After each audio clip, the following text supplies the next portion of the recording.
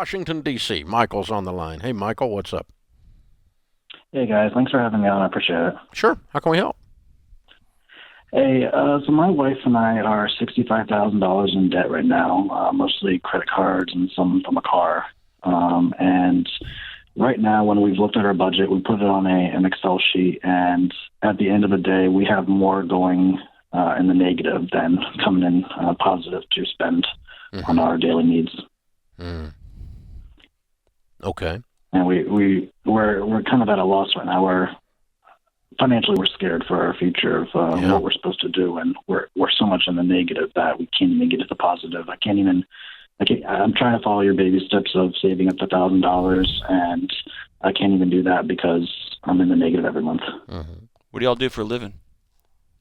I'm a teacher, and my wife works for the government. Okay. What do you teach? Elementary school. Okay, good. Okay.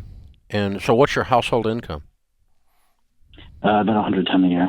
Okay. All right. How much do you owe on the car? I owe $17,000. Mm-hmm. Okay. Well, I hear the stress in your voice, and I have been there. You make good money. You live in an expensive area, so 110 doesn't go that far.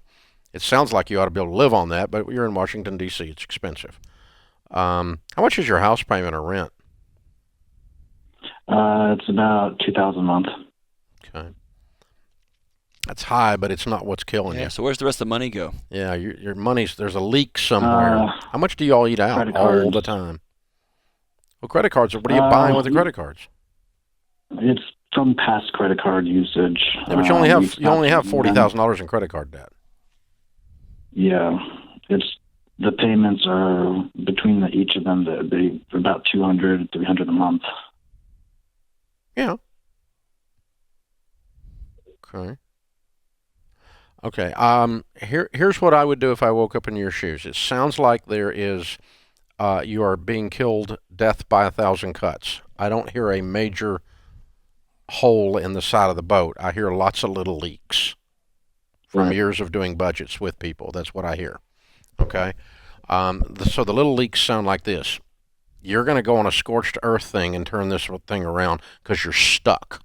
The good news is you're sick and tired of being stuck. I can hear it in your voice. You're a little bit scared, a little bit desperate, and a little bit pissed off. That's a really good mix for changing things because you're going to have to get radical. So here's what I'm going to do. I'm going to start a tutoring business tomorrow. You can make $50 to $100 an hour tutoring elementary school kids in the afternoons. I've had people get out of debt doing tutoring that were teachers all the time. I hear it all the time. And there's such a need of people like you to be able to do this. And then you're not going to see the inside of a restaurant unless you're working there.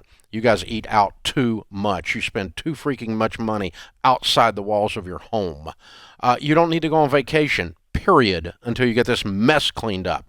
You need to get the credit cards out tonight, light a candle, and have a plastic surgery ceremony, and chop them all up into little bitty stinking pieces, and you are never borrowing money again for anything. And with the extra income and the reduced outgo, if you can, have you gotten a big tax refund? No. Okay.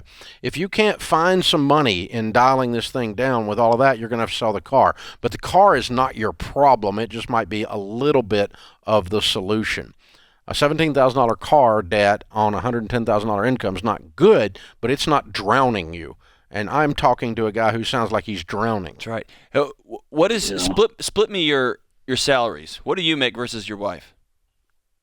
My wife is about 60. I'm about 50. Okay. There is a hard moment, and nobody likes to talk about this. There is a hard moment when you look at your total life. You're teaching government work, and you look at how y'all are scraping by, you're scratching your claw, and you ask yourselves, is this where we have to live? Is this where we want to live? Is there another place that we would be interested in doing life? And my wife and I have had that conversation. It's hard, it's gut-wrenching, and it also was life-giving ultimately, right? So some of those big existential questions you can have on top of the grinding and the clawing that you're doing to get out of this thing. Now, to get unstuck. So hang on, Kelly's going to pick up, and I'm going to sign you up for Financial Peace University and Every Dollar the Premium app, and we will show you hand in glove how to do exactly what you need to do to get this mess straightened out.